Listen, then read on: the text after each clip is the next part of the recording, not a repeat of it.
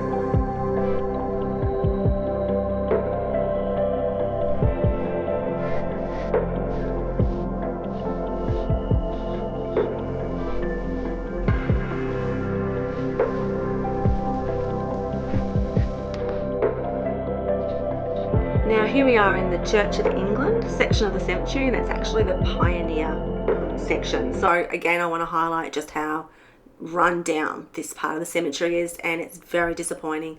And unfortunately I don't live in Melbourne, so I'm not available to sort of help, with some volunteer work, but definitely in the future I will be looking to see what I can do, because there's so much history lying beneath this ground.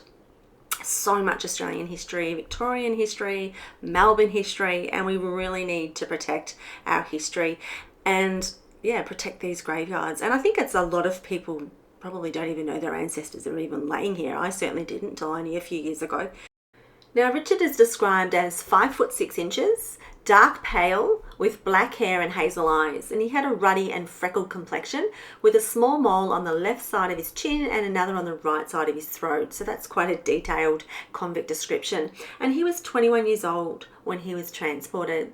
Now, this is the image the Find My Convict Ancestor GPT has given me on the Chat GPT, and I really like this image actually. And then I asked for another one of him a little bit older. Not that I think that he looks that much older there.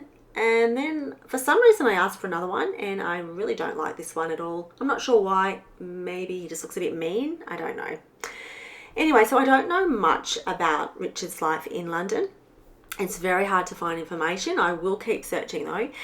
What I do know is that Richard was a printer's pressman, which means that he worked as a printer. And I'm not sure what he worked on. But it just meant that he was a skilled worker with the responsibility for operating a printing press. So he probably set up the press, inked the type, and then operated it, which often required strength and stamina. So he was young and fit, and those skills, those printing skills, did put him in a very good position when he got to Sydney and where he was assigned. Now here is the grave. There it is there. Now, I was previously here in 2019, and I'm impressed that those flowers, although very, very faded, are still there.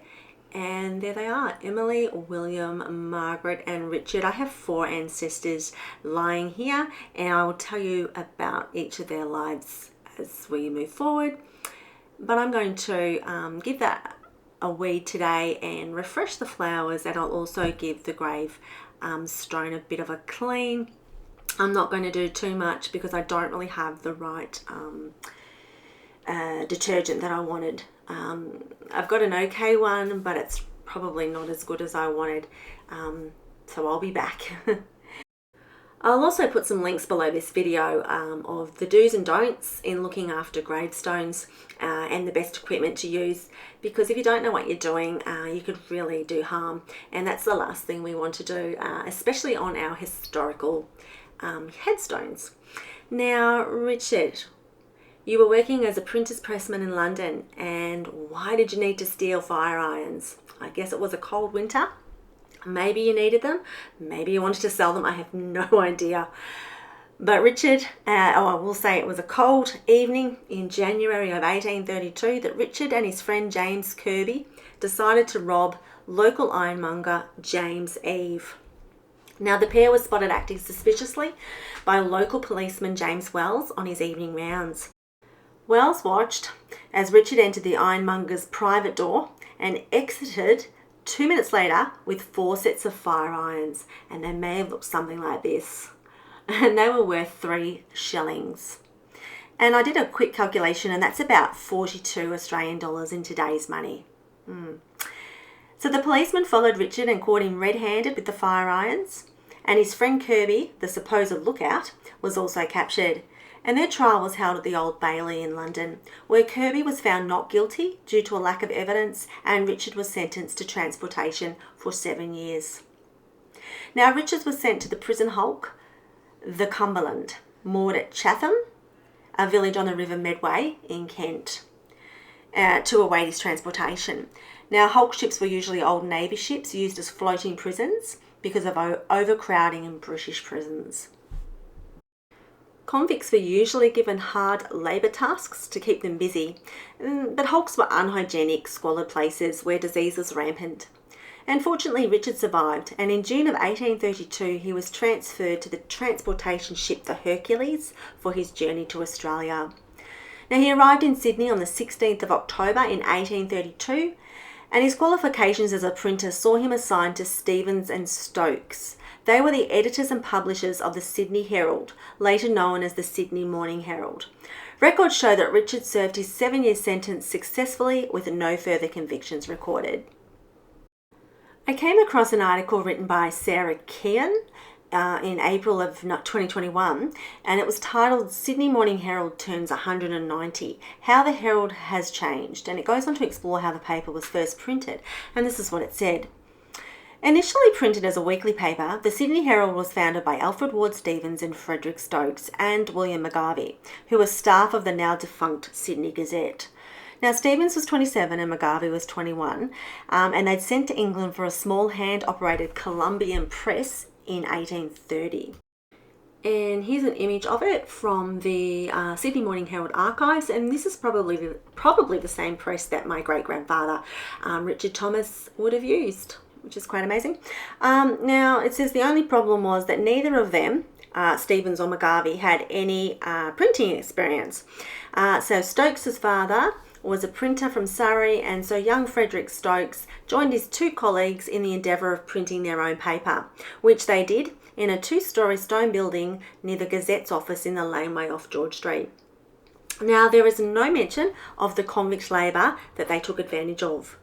My grandfather had arrived in Sydney in October of 1832, and he was probably assigned almost immediately to the Herald. And I'm sure he wasn't the only one. Although, having said that, he may have been the only one with printing skills. So there may have been some other convicts doing other things. But Richard was very, like I said, very fortunate that he did have those skills. Now, it would be an interesting article idea for the Sydney Morning Herald to do some research and find out just how many convicts were used in the production of the paper and for how long. Now, Richard was there for 7 years, and I wonder who else they took advantage of to line their own pockets. Am I being too harsh here? Being assigned to the paper was probably a very good assignment, and it sure beats building roads or clearing land in the heat like many convicts had to do, or slaving over the wash tub and other household duties that many convict women had to endure. Now, I know I've used the term slave labour to describe what the convicts endured, But I do know that in the majority of cases it wasn't as bad as being an actual slave with no chance of freedom. Although the experiences of convicts and slaves did share some similarities in terms of forced labour and harsh conditions, the fundamental differences in their legal status, the duration of their servitude, and their opportunities for freedom and integration into society distinguish the two groups. But I still feel for the years that they lost working to pay for their petty crimes. And I've yet to find any newspaper in Australia that did use convict labour to actually acknowledge the labour of these convicts in the history of their newspapers. So during his time of servitude at the paper, Richard met Irish domestic servant Margaret Drew. Now, Margaret had sailed to Sydney as a free immigrant on board the Duchess of Northumberland. She was one of 226 young single Irish women carried to Australia on the Duchess in 1835. Now, single women of unexceptional character, I actually thought that was a mistake, but no, they wanted unexceptional character, were wanted in the colonies, and the preference was given to strong and healthy country servants. So basically they wanted breeding women who weren't too exceptional but were sturdy and able to do the job. So I guess Margaret fit that. But having said that, I think a lot of Irish girls probably had a lot more, they're probably from the poorer parts of Ireland, and they had a lot more opportunities coming to Australia. So yeah, anyway, it certainly worked out for my grandmother, Aunt Margaret, anyway. So the ship arrived in the heat of the Australian summer, and the success of the voyage and the conduct of the women was reported heartily in both Ireland and Australia. Colonial Treasurer Campbell Riddle, or Rydell, I'm not sure, who was in charge of the women on their arrival, reported that the women were most virtuous and best adapted for the colony, that have been hitherto, I have no idea what that word is, basically that have arrived under similar circumstances so far, and that the greatest care had been taken in selecting good situations for them. Now, Margaret found employment with a Mrs. Brooks of Sydney as a domestic servant, and it is unknown how Margaret and Richard met. Maybe he read about their arrival in the Sydney Morning Herald and he rushed down to the docks to check out the situation. I don't know, but they met, and soon after, Richard received his ticket of freedom in February 1839. The couple, with a now pregnant Margaret, journeyed down to Victoria, arriving on September the 1st. They married in St James's Anglican Church in Melbourne in July 1840, 4 months after their first son, Richard Jr., was born. Now, initially, I believe that the move to Melbourne was a way of Richard escaping his convict past, but this wasn't the case. Richard's skills as a printer were highly valuable, and he had come into an agreement with one of the founding fathers of Melbourne, John Pascoe Faulkner. John was himself the son of a convict. Now, Richard had agreed to migrate to Melbourne from Sydney to preside over the first printed newspaper in Melbourne, called the Port Phillip Patriot and the Melbourne Advertiser. Now, Faulkner had created the first Melbourne newspaper in existence, and he'd handwritten it, and here's his lovely writing here. And he called it the Melbourne Advertiser, until he ordered a press and type, which arrived from Tasmania in 1839, and here's the press type that my great-grandfather would have used daily, and it's actually at the Melbourne Museum, and I'd love to go and see it in person one day.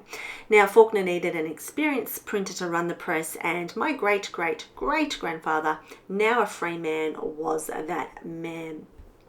So I guess his printing skills must have been quite rare in the colonies, and even he must have been really proud of his skills, because it's even written on his gravestone that he was a printer.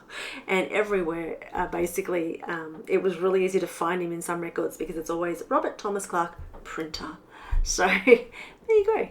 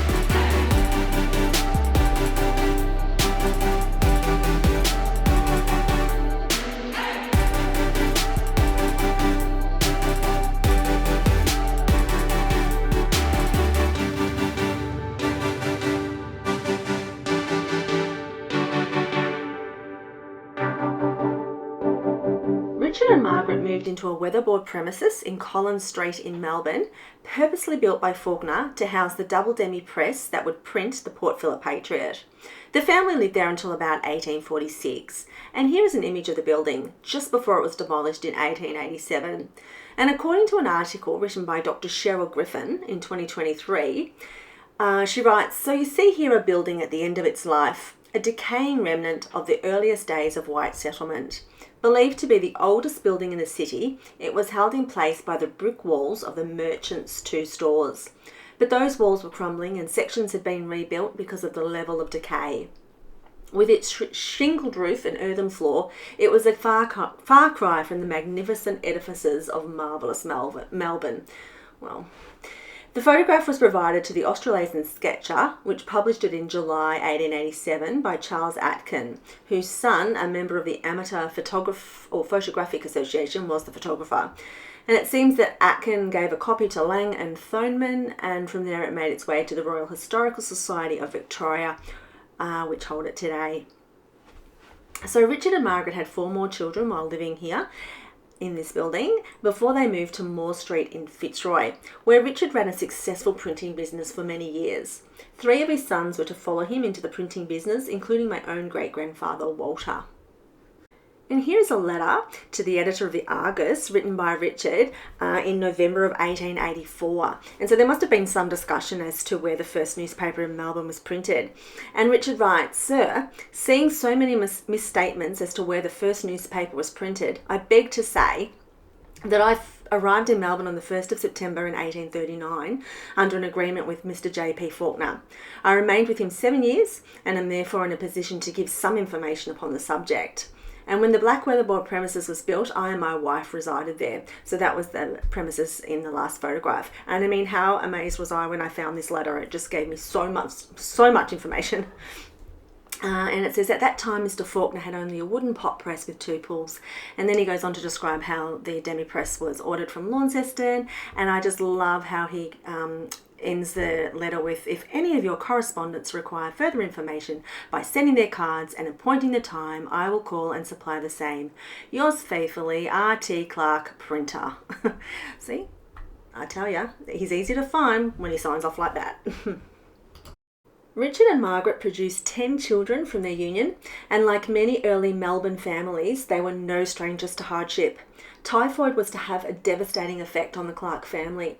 Margaret outlived 5 of her children, each dying from typhoid fever in the home. And tragically, on the day her last child was to die of its effects, Margaret also passed away. Her death certificate reads her cause of death as an effusion of the brain, but a fellow descendant believes that it was probably brought on from a broken heart. So Richard lived for another 8 years, and his obituary in the Fitzroy City Press reveals something of the man he was. Death of a Mr. R.T. Clarke. In the infancy of the colony, the late John Pascoe Faulkner ran a printing press, over which Mr. R.T. Clarke presided.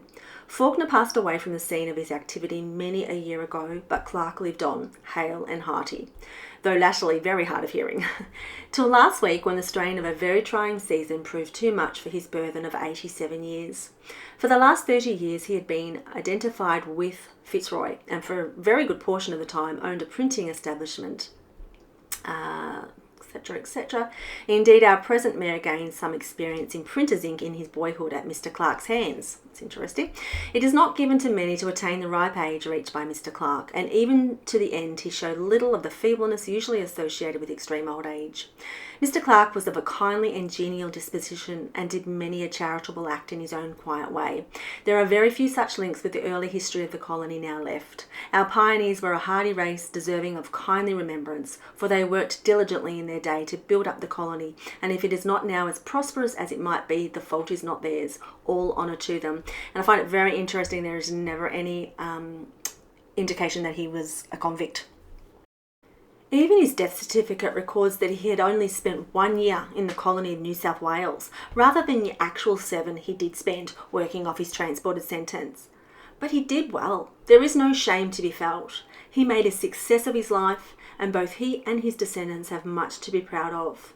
Proud of the way he conducted himself, and proud of the part he played in the history of our nation.